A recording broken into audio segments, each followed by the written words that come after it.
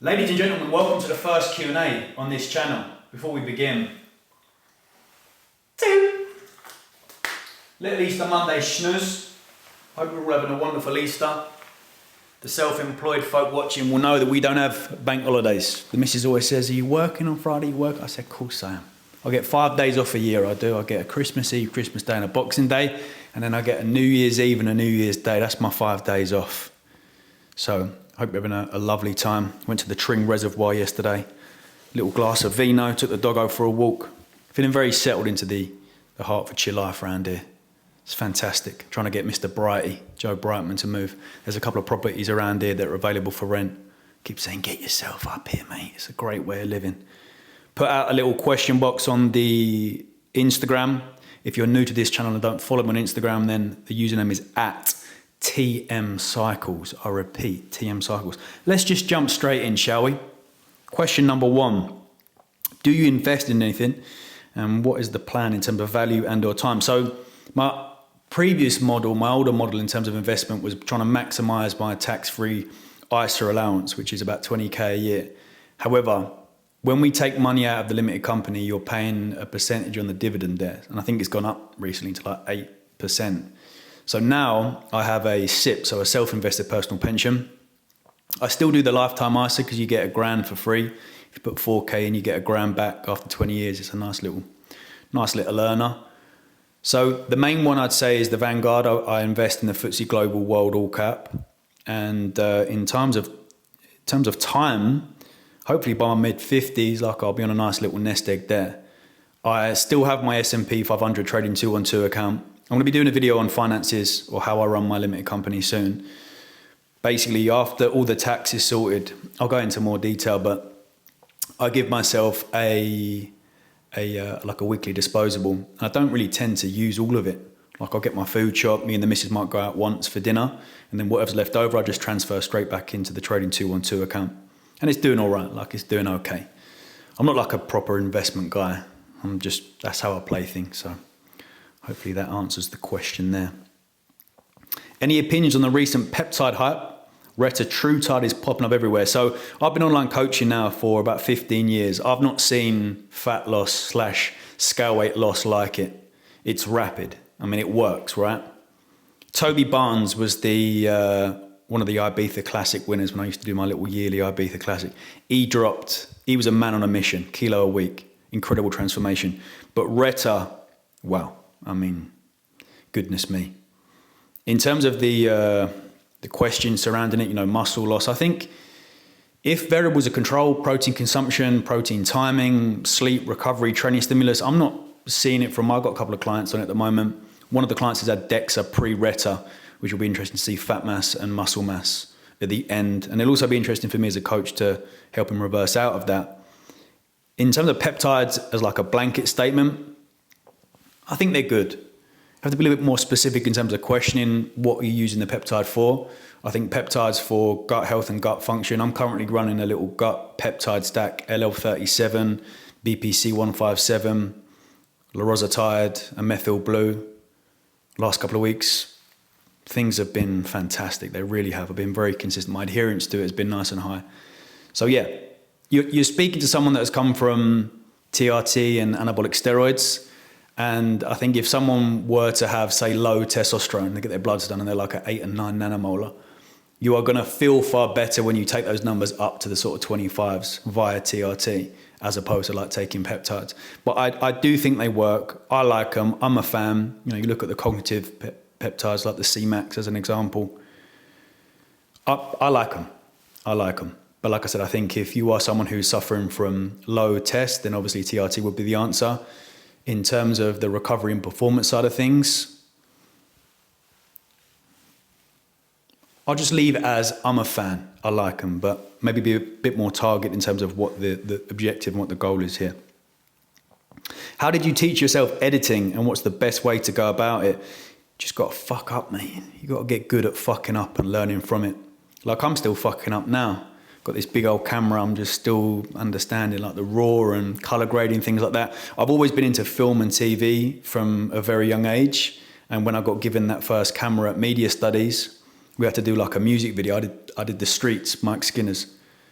and I got an A for it. And from that moment on, I just love being behind the camera and in front of it to a certain degree. And even now, like if I'm struggling with something, I'll go on YouTube. You've got Udemy courses. There's so much out there.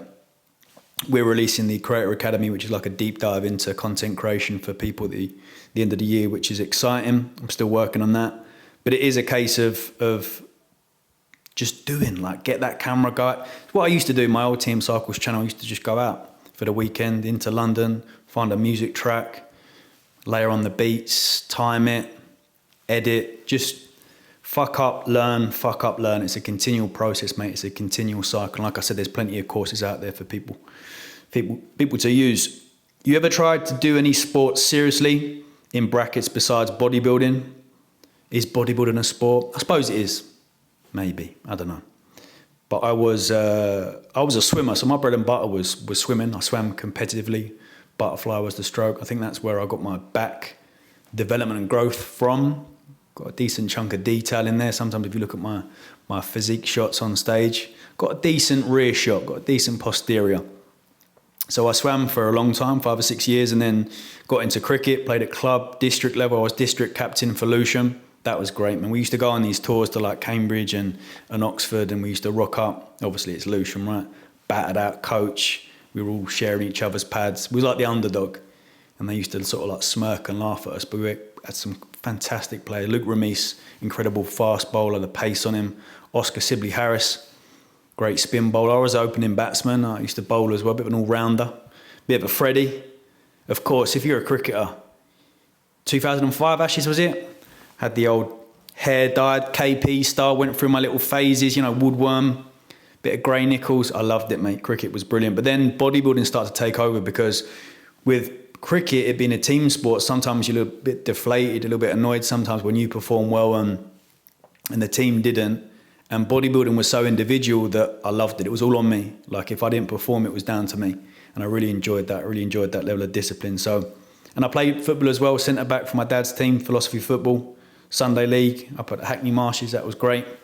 So yeah, I'd say cricket, swimming, a bit of football, bodybuilding. Who knows what's next? Who knows? Advice for overcoming the personal cringe of speaking/being on camera. Put up a little image here of the cringe mountain. You may have seen it before. It's always going to be cringy whenever you start. It's so cliche, right? But you do not want to be in a position whereby if you have an idea and you get to whatever age, you could even be on your deathbed and go, I wish I picked that camera up. It's always going to be cringe, mate. If you look at back some of my older YouTube videos, I was very monotone. I was like, hi guys, welcome back to the channel. You just come into it. You know, you come into your own the more you do. So listen, whatever you do, you're always going to get backlash, hatred. Even now, like 15, 14 years on, I'm still getting negative comments and you think you're this and you're material. All of it, mate, like. You could be a saint. You could be the best bloke, woman in the world. Someone would always say, or will always say, like, man, they'll pick you apart. Just got to get over it, mate, unfortunately. How do you manage a good relationship with social media? I need to post, but it's a shit show. I don't really. The way in which I view social media or how I move in social media is like I dip my toe in it. Like I feel like if you can separate social media from your actual life, like I've got my missus here, my dog, my friends, my family, that's my main focus. And there's been occasions throughout my career where I've been a little bit too consumed by social media and then this mental health starts to dive. And I felt like in 2019 to 2021, I was very in it. Like it was almost like it was my life and I was in it. And it still is to a certain degree, but I think I've got better at being able to separate the two. In terms of managing, mate, like if you ever come across people or you don't like something, hold that finger on the screen, not interested. The algorithm will stop it from churning out. Block people. I block people all the time. Like that Will Bailey bloke, the one in Dubai, was just like, oh my God. You're not in a war zone, mate. You're in Dubai. Just chill out. But like, instead of me looking at that and getting aggravated, introduce a bit of Eckhart Tolle, just block the person. So that's my advice for managing it. You know, don't let it consume you too much. Dip your toe in it. My toe that I dip in terms of the years that I've been in the industry, seems to be a fairly profitable one. Like I work well, know my demographic, I know how to target people, and yeah, I feel like I have a decent relationship with it at times. Sometimes I'm just like, constant consume, and I look at people's editing and I think I can't do that, and then I think I'm terrible at editing. I'm not a good videographer. It consumes me a little bit too much. So I'd say at the moment my relationship is quite good. Have you ever struggled mentally? Seem like a guy who understands the walk of life. Thank you, mate. I appreciate that. I struggle mentally all the time. My mental health feels like it's on a tightrope, and if I don't do the non-negotiables that I need to do, I can very quickly fall off that tightrope. It's an odd one, right? Because this like introspective journey that I've been on over these years, it feels like where I've become almost too emotional and too vulnerable. I look back at previous versions of myself, like in 2020 and 2021, I look at that guy and think he was so strong, he was so confident. But when I deep it, I wasn't in a good spot at all. It was very egotistical, it was arrogant, it was like this aura of like, I'm McGregor, Pablo Escobar, I want to be like just diesel mode. And I look at that sometimes and think, oh, maybe I just need to go back to that where I wasn't so like thinking about how everyone else is thinking. Like I deep people too much nowadays. Like even if the missus says something, I just latch onto it and think, oh, what does that mean? But I try and pull the positives from this introspective journey that I've been on and the work that I've done on myself, and I am in a better position. I just feel like I'm not in... I feel like we peak throughout life. I feel like I'm currently in a peak. I'm kind of climbing back up. So yeah, mate, like we all struggle. Everyone struggles mentally, and the more that we have open conversations about it, the better. But I would say I appreciate you view me as someone who understands the walk of life. I like to think I do. I'm a little bit more aware compared to where I used to be. I suppose it's just maturity in it, really. But yeah, I do struggle with my mental health. But don't let that think that like it's like a case of like every day I'm just like, no, I think it's just a case of like I have to keep on top of things, essentially. Best advice for getting clients in a commercial gym, in brackets JD. Got a few, but long-term not enough. So if you're a one-to-one PT, you have to view yourself almost as an online coach. You need to build an online presence. You need to get good at ads and targeting people within your local area. You know, you are your brand, and your online social media presence is your brand, and that's what I'll be recommending, mate. Like you need to be doing what we're doing. You need to be doing what other online coaches are doing, but maybe kind of creating a niche where it's just like one-to-one. But then you could look at getting those one-to-one clients online as well, doing certain packages. You know, if you're doing one-to-one, what I found when I did one-to-one stuff was that obviously the session itself was brilliant, but they go away and their food choices would be poor, and then I'd upsell them into, look, we can do this one-to-one plus some online coaches from a dieting perspective, and that worked really well. And now it's just all online. Tommy boy, I've been watching since we were a laughing stock, in brackets Arsenal. Are we winning the quad? Well, after an abysmal FA Cup and Carabao Cup, the quad's not on. I don't think many Arsenal fans were actually saying we're going to do the quad. Probably a few deluded fans. It's the annoying thing about Arsenal. It's the annoying thing about every fan base, right? But I don't think the quad was ever really going to be on. I'd take the Prem. For me right now, we've been starved. Give me the Prem. I think it's going to be difficult. We're 9 clear at the moment. City win their game in hand, that's 6. If City beat us at the Etihad, that's 3. Man City have got a very unique ability to shift through the gears towards the back end of the season. I don't think that they're quite the same beast as they were. They've got Semenyo, they've got Gahey, invested, which I feel like it's like almost like the thing to do now in football, is like use both transfer windows. We'll see. I'm still quietly confident that we'll do the Prem. If Arteta walks away this season with no silverware, then I think the discussion needs to be had. He's done incredible for the club, and when we go up to the Emirates now, it just feels different compared to what it used to be like in those days. But we desperately need some silverware. Be interesting to see against Sporting on Tuesday as well. Should be a good one. Glock 9 back. But I'm a Gyökeres fan up from day one. I think where I see him, I went to Mykonos, right? Try and put this picture on the screen here. He was sitting opposite me the whole time, and he was on the phone, I shit you not, for hours. And it must have been, I was getting a little bit more and more drunk, and I felt like saying, you're coming, but he was sectioned off in his little area. I like him. I think when he gets the support, when he's fed, he performs well. I'll stick with Gyökeres. Big old Glock 9. Big fan. What was your biggest take home from CBT? So CBT is cognitive behavioral therapy. I had a couple of bouts. The main reason why I went to CBT was because of my health anxiety. Off the back of the colitis diagnosis, I spiraled. I was in a really bad way. It was horrible. I said the biggest take home. CBT is fantastic for methodical thinkers, and I think I'm one of them. And the biggest take home was essentially just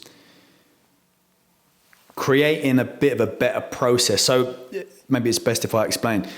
My health anxiety is if I start to feel or experience a pain, my mind goes to worst case possible scenario. In the discussion with my colitis, if I get like left-sided pain, I think straight away, colostomy bag. My life's over, it's ruined. And what CBT was kind of take you through the process of, are we anywhere near that yet? Like, have we been hospitalized? Are we completely malnourished? Are we not able to eat? Are we shitting blood? Excuse me, and loads of colitis and Crohn's will know. No. All right, so just calm it down. I think CBT essentially just held the mirror up a little bit. It sort of allows you, because the way in which they question, it allows you to view the scenario, and then you start to look back at that and go, oh, why am I thinking? I don't really need to think like that. So CBT was great. I had two rounds. I think the first round was very, very good for me. I think I was pretty still fucked up. So they were like, look, it's probably worth staying on, wait another like 6 or so months. And then that coincided with my trip to Ibiza for 6 weeks. So I went on this real sort of like almost spiritual journey. It was great. It's when I first did mushrooms and I was getting CBT and I was in this wonderful environment, and it really helped me out. And CBT taught me to understand the kind of psychosomatic behavior of how our thoughts can impact our physical.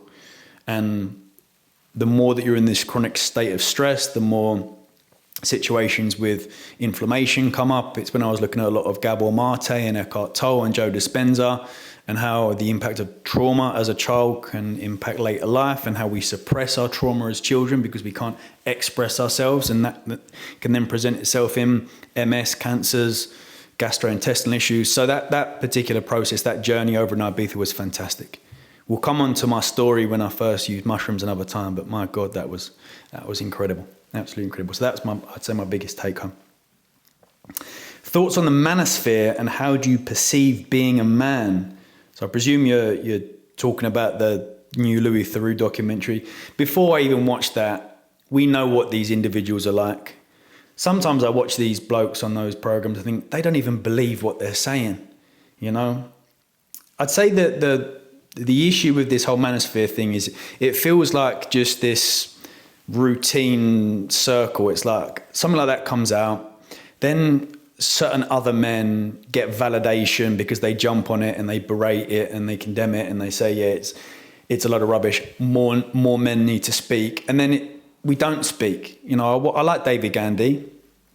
David Gandy went on a podcast recently with Pete Wicks, the ex-Towie guy, and he was like, yeah, talking negatively, you know, it's his opinion and more men need to speak. I'm like, you're on a podcast. You've got a big following. Speak. The best way to almost deal with it is just not to shine any light on it. Just use that opportunity to speak about men's mental health and keep that. And I know he's doing that sort of work. I know a lot of people are. Counter argument to this whole Manosphere stuff is, with what's going on right now, they are. Maybe it's better if I say I'm an educated enough male to look at certain elements of this whole Manosphere thing and cherry pick it to gain advantage from it, in the sense that, you know, what the likes of Tate et al. Talk about, you know, personal autonomy and discipline and looking after your family and almost like traditional values, you can almost lean into that and take that as a positive. I'm in a position whereby I'm mature enough to look at and listen to the stuff that you're saying about women and just think that's absurd. It's completely ridiculous, you know. Myron, I think, was one of them, and women don't deserve this and that. I just think that's just completely ridiculous, absolutely ridiculous. But they are, in the current world that we live in, they are attracting men. They are doing something that is getting men to do something. But you question, how do I perceive being a man? It's almost like I perceive being a man as what some of those parts they're saying, as I said, in terms of discipline and personal autonomy and values, but also the side that they don't speak about, which is being vulnerable and being emotional and being emotionally available and having that connection with your partner. You know, if I look back at my 2020 to 2021 aura, I'm going to call it that, or version of the self, should I say, I wasn't emotionally available. And the way in which I dealt with issues was, if my partner was upset, I'd look at that and go, well, this is how I deal with it. Just do that. And it's not the right way to be. So in terms of like my perception of men or being a man, it would be to have that vulnerable side. It would be to have that emotional side. It's very, very important. It really is. But to also have that discipline. You know, I spoke on my story the other day about, like, I don't love bodybuilding anymore. I don't love hypertrophy training, but I do it because I need to do it. I view it more as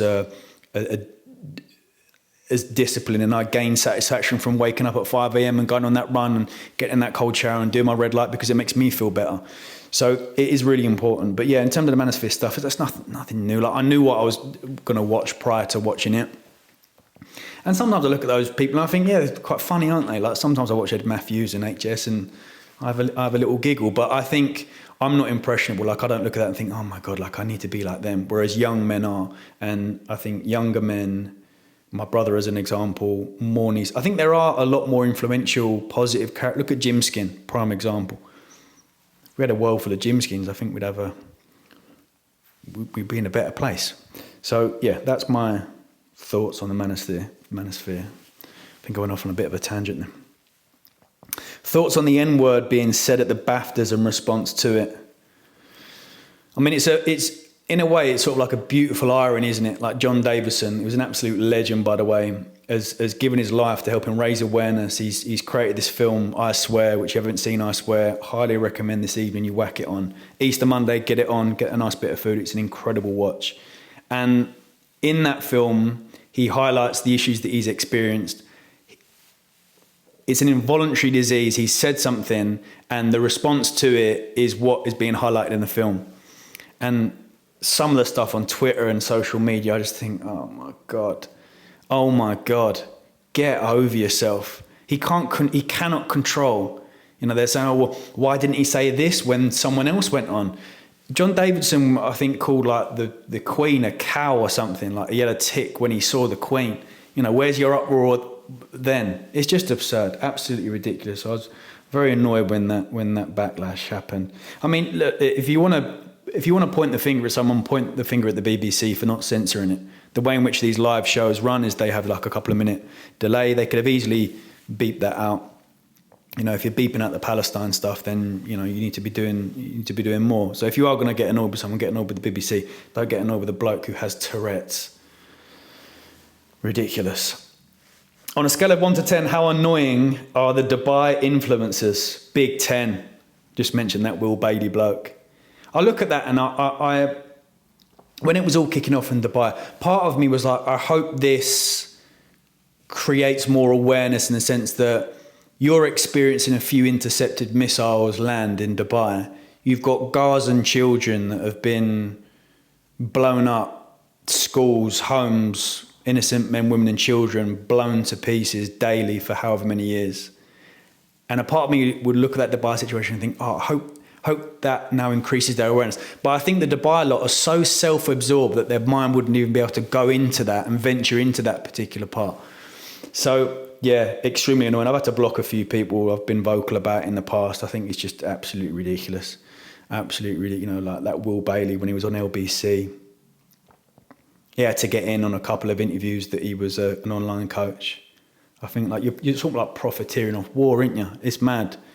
And then I got a bit of a backlash because it's like, oh, you know, when you were a young bloke, you'd have been doing the same. I'd like to think that I was, even though I was immature, I wouldn't be like going down that route. I feel like even when I was slightly immature, I still had that sort of level of awareness due to like my mum and dad and their information and whatnot. So yeah, I just think it's ridiculous, absolutely ridiculous. Same as the BAFTA situation. Final question. Where are we at? 24 minutes. You've been materialistic in the past. How do you overcome it? And what are your thoughts on materialism? Be materialistic. When I didn't have a pot to piss in for a long time, and I worked hard and came into money, and I wasted a lot of money, but I had a great time doing it. I'll never talk badly about materialism. I would say do it for the right reason. And also materialism, as you get older, just changes, doesn't it? Like the Louis Vuitton bag has now just changed for a really expensive coffee machine. And I'll take a picture of that. But I buy and I invest stuff for me. Whereas back in the day, I used to buy things with this kind of understanding of like, how am I going to be perceived? Is that going to gain me more? Like I was getting Rolexes and bags and stuff with the intention to be perceived on social media as this individual who's like really rich and affluent and loud and cocky. Whereas now it's a case of like, I'm probably still materialistic. I enjoy the finer things in life, but I do it for me and I do it for my missus and I do it for us. So I'd say that's what was the question there. What are your thoughts on materialism? Like I said, it never really goes like, and is it really bad? I suppose it is if you are continually going through life doing things for the wrong reason and hoping that you're getting validation from other people because of the purchases. But I would say like, if you ever come into money, enjoy it. Just be a bit of a materialistic arsehole. Like I said to Jack on one of my mindset calls the other day, he was like, what did you enjoy in 2021? And I was like, I just enjoyed being a wanker. I was just like, I really enjoyed that very ego-driven time of my life. And look, is there any shame in saying that? It's just admitting how I felt back then. But yeah, I would say, look, if you do come into money, spend it. And you might also be one of these people whereby you come into money and you just enjoy that particular way of living, and that's like you said. I would say though, like, if you do get into that whole materialistic world and, you know, taking a picture of the Rolex behind the Mercedes logo in your car, I just don't think it's very sustainable because you're constantly searching for the next thing. And I think I quite quickly understood like, this ain't really serving me much, because I'd buy something, I'd gain that dopamine hit. You know, when I went to Louis and I went into the Selfridges and they gave me a little glass of champagne, I was like, oh, this is brilliant, I'm the man. And then I left, and then the next day I was like, oh, what's my next purchase? All right, I better go and get these Louis Vuitton sliders because I'm going Mykonos in a couple of weeks' time.